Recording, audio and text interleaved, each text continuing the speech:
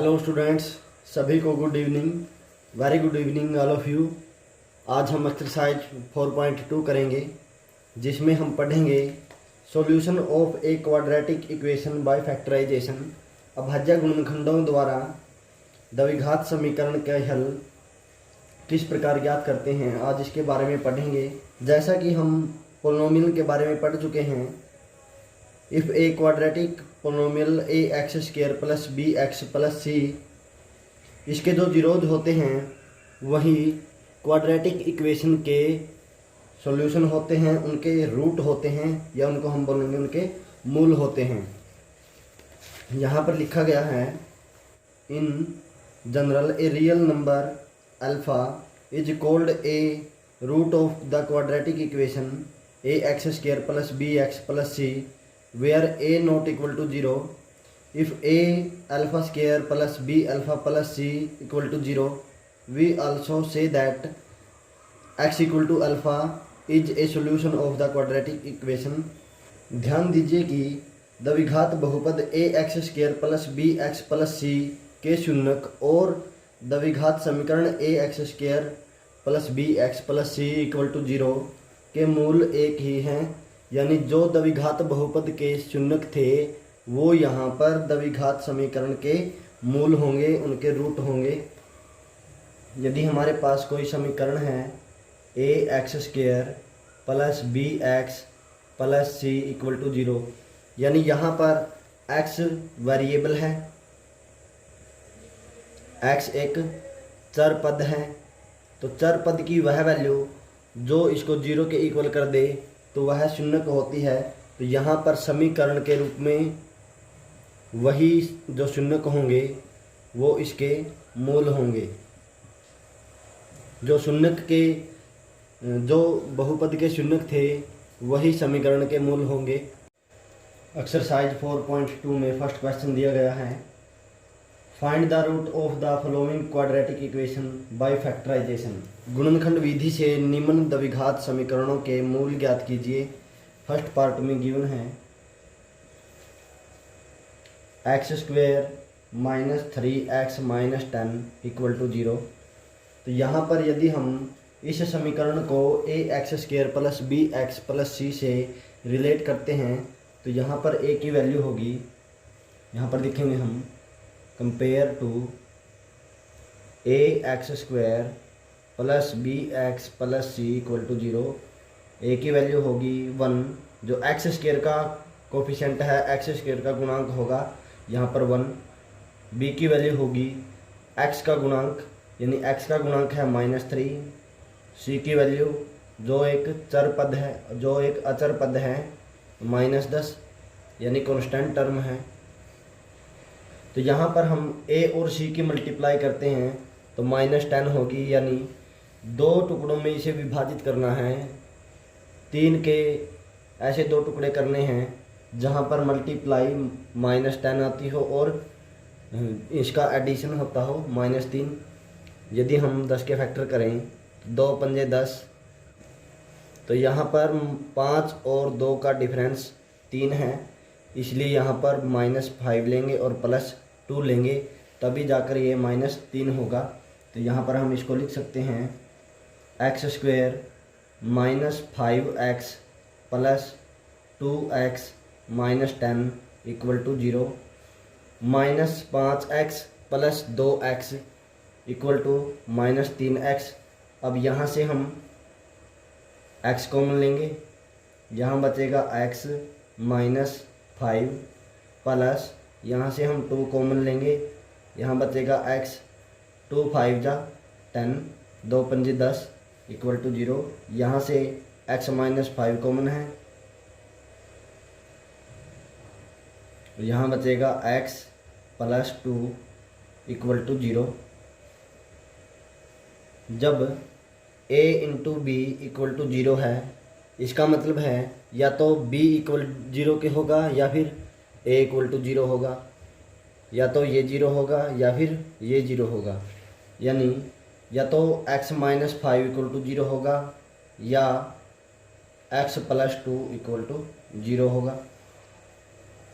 दो नंबरों की मल्टीप्लाई जीरो के इक्वल तब होगी जब उनमें से कोई एक नंबर जीरो के इक्वल होगा। या तो यहाँ पर a इक्वल टू जीरो होगा या फिर b इक्वल टू जीरो होगा। तो x की वैल्यू यहाँ से होगी 5 और x की वैल्यू यहाँ से होगी -2, यानी 5 और -2 दी गई क्वाड्रेटिक इक्वेशन के दो रूट होंगे, दो इसके मूल होंगे, यानी x equal to 5 and -2 are two roots of given quadratic equation।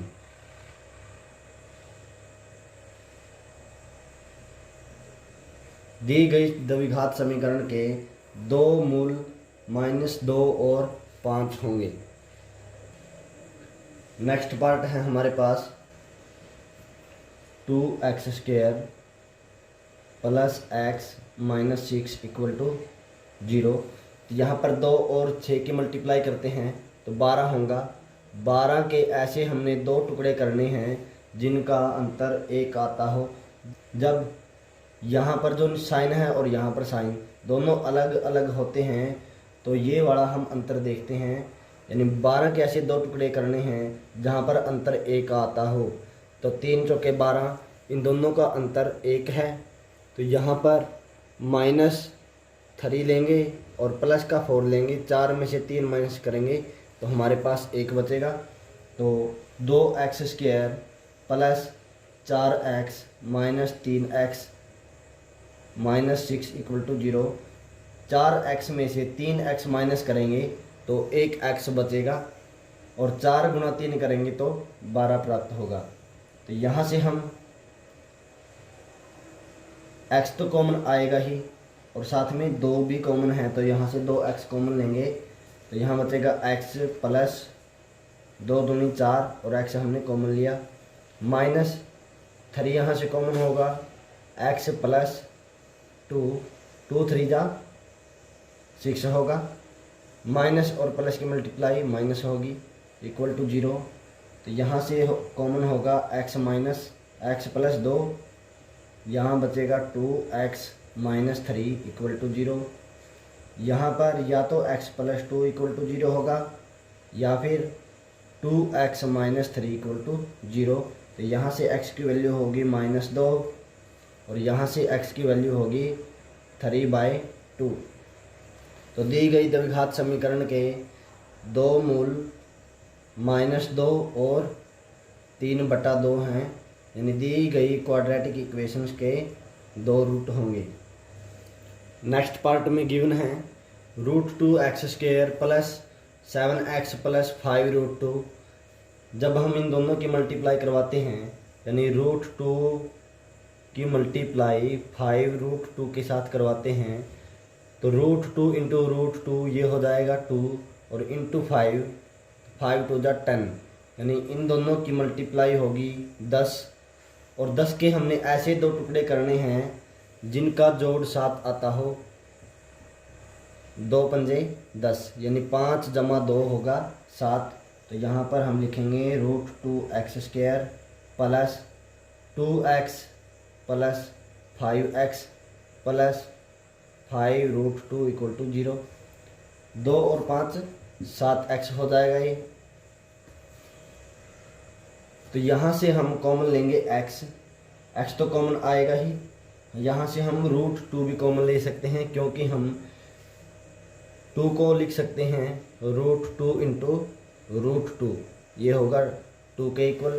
तो यहाँ से हम √2x कॉमन लेंगे, √2 बाहर लिया, यहाँ से x कॉमन लिया तो यहाँ बचेगा x प्लस, जब हम 2 को √2 से डिवाइड करेंगे तो हमारे पास बचेगा, ये है हमारे पास 2, तो √2 से डिवाइड करेंगे तो हमारे पास बचेगा √2 प्लस, यहाँ से हम 5 कॉमन लेंगे, यहाँ बचेगा x प्लस √2 इक्वल टू 0। तो यहाँ से हमारे पास कॉमन होगा x प्लस √2, यहाँ बचेगा √2x plus 5 equal to 0, x plus √2 equal to 0, या फिर √2x + 5 = 0। तो यहाँ से x की वैल्यू प्राप्त होगी हमें -√2।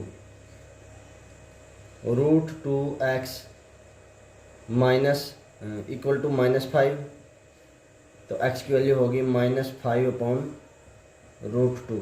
तो दो इक्वेशन के ये दोनों रूट होंगे, यानी इसके मूल होंगे -√2 एंड -5/√2। तो ये दोनों इस इक्वेशन के रूट होंगे, यानी द्विघात समीकरण के मूल होंगे। नेक्स्ट पार्ट में दिया गया है 2x² - x + 1/8 = 0। तो यहाँ पर सबसे पहले हम 8 को कैंसिल करने के लिए बोथ साइड मल्टीप्लाई करेंगे 8 के साथ। हमारे पास 1/8 है। ये 8 तभी कैंसिल होगा जब हम दोनों के तरफ 8 से गुणा करेंगे, तो ये हो जाएगा कैंसिल। और 0 की मल्टीप्लाई 8 के साथ करेंगे तो भी हमारे पास 0 ही बचेगा, यानी यहाँ पर लिखेंगे multiply by 8 on both side. दोनों तरफ 8 से गुणा करने पर तो यहाँ बचेगा 8 दूनी 16x² माइनस 8 एकम 8x प्लस 8 से 8 कैंसिल हो जाएगा, ये बचेगा 1 = 8 से गुणा करने पर 0।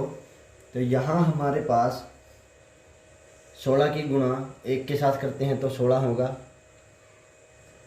तो 16 के हमने दो ऐसे टुकड़े करने हैं जहाँ पर जोड़ -8 आता हो, यानी 4 और 4 की मल्टीप्लाई होगी 8। जब हम दोनों को माइनस लेंगे तो हमारे पास -8 होगा। तो इसको लिख सकते हैं हम 16x² - 4x - 4x + 1 = 0। यहाँ से 4x कॉमन आएगा तो 4 से डिवाइड करेंगे तो 4 चौके 16 और 1x हमने बाहर लिया तो अंदर बचेगा x -1। यहाँ से माइनस कॉमन लेंगे तो कुछ भी कॉमन नहीं है तो हम लिखेंगे कि यहाँ से एक कॉमन है, तो 4x - 1 = 0।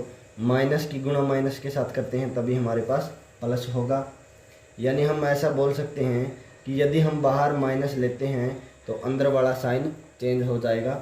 तो यहाँ से कॉमन होगा 4x - 1, यहाँ बचेगा 4x - 1 = 0।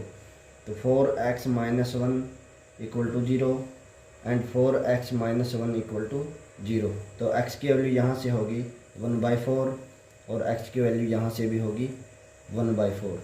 तो दी गई द्विघात समीकरण के दो रूट होंगे, दो मूल होंगे 1/4 एंड 1/4। यहाँ पर यदि ये वाला निशान और ये वाला निशान दोनों साइन सेम हैं तो हमारे आंसर भी सेम साइन के होंगे, या वो प्लस हो या फिर माइनस हो। नेक्स्ट पार्ट है 100x² - 20x + 1 = 0। तो 100 की मल्टीप्लाई 1 के साथ करते हैं तो 100 होगा। तो 100 के ऐसे दो टुकड़े करने हैं जिनका जो -20 आता हो, तो ये होंगे -10x एंड -10x। इन दोनों की मल्टीप्लाई करेंगे तो +100 होगा। तो यहाँ लिख सकते हैं 100x² - 10x -10x + 1 = 0। तो यहाँ से हम 10x कॉमन लेंगे, यहाँ बचेगा 10x - 1। यहाँ से हम एक कॉमन लेंगे, यहाँ बचेगा 10x - 1 = 0। तो यहाँ से 10x - 1 कॉमन आएगा, तो यहाँ बचेगा 10x - 1 = 0। तो 10x - 1 = 0 या फिर 10x - 1 = 0। तो x की वैल्यू होगी 1/10, यहाँ से भी x की वैल्यू होगी 1/10। तो ये दोनों दी गई क्वाड्रेटिक इक्वेशन के रूट होंगे, दी गई द्विघात समीकरण के मूल होंगे। यानी x के स्थान पर यदि हम 1/10 रखते हैं तो इस द्विघात समीकरण की वैल्यू 0 के इक्वल होगी। तो यहाँ पर ये भी प्लस और ये भी प्लस, दोनों साइन सेम हैं, इसलिए हमारे आंसर भी सेम होंगे, सेम साइन के होंगे, या वो प्लस हों या फिर माइनस के हों, यानी दोनों आंसर माइनस माइनस के होंगे या फिर दोनों आंसर प्लस प्लस के होंगे, दोनों रूट प्लस प्लस के होंगे। तो इस प्रकार हम प्राइम फैक्टराइजेशन से द्विघात समीकरण क्वाड्रेटिक इक्वेशन के रूट ज्ञात कर सकते हैं, समीकरण के मूल ज्ञात कर सकते हैं।